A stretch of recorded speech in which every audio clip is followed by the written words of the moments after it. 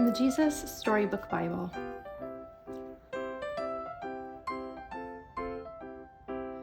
God to the rescue. Joseph and his brothers grew old and died, but their children's children stayed on in Egypt, where they became a very large family.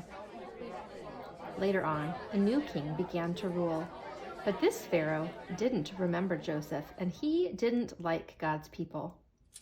He made them into his slaves and beat them and made them work harder and harder. God's people cried out to God to rescue them, and God heard them. He remembered his promise to Abraham. He would look after his people. He would find a way to set them free. One day, Moses was looking after sheep when something caught his eye. A bush was behaving very oddly. It was flickering with flames, but its leaves weren't burning up. He took a closer look. "Moses!" boomed a big voice. Moses leaped back. The bush was talking to him. "I have heard my people's cries," God said.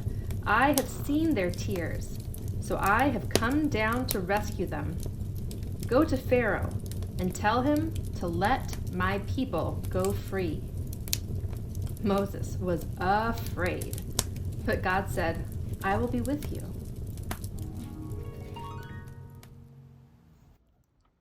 So Moses went to Pharaoh.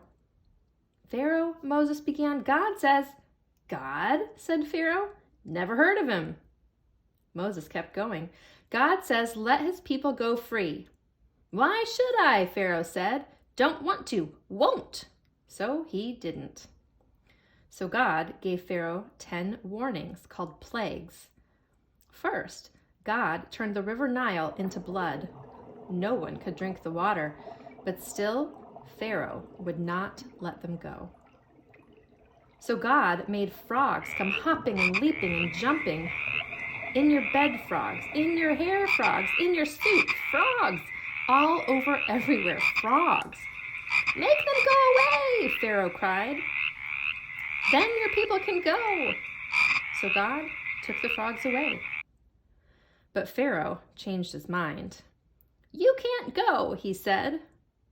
Then God sent zillions of gnats. Ooh. But still Pharaoh said, "No." So then God sent swarms of flies.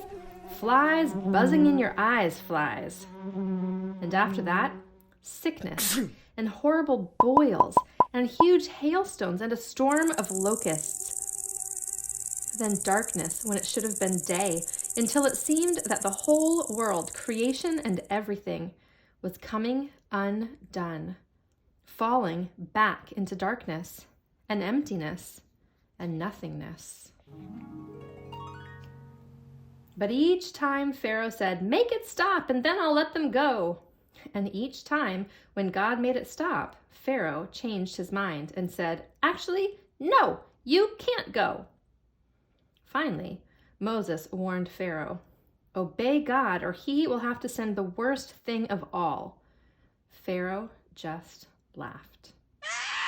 So God said, "The oldest boy in each family of Egypt must die, but my people will be safe." God told his people to take their best lamb, to kill it, and to put some of its blood on the front doors. "When God passes over your house," Moses explained, "God will see the blood and know that the lamb died instead of you." That night, it was just as God had said. Suddenly, piercing the darkness, echoing down the corridors of the palace, came a blood-curdling scream. Pharaoh's oldest son had died. At last, Pharaoh did what God said. "Get out!" Pharaoh shouted. "Just go!" And so, that very night, Moses and God's people fled out of Egypt and out of slavery. They were free at last. God's people would always remember this great rescue and call it Passover. But an even greater rescue was coming. Many years later, God was going to do it again. He was going to come down once more to rescue his people. But this time, God was going to set them free forever and ever.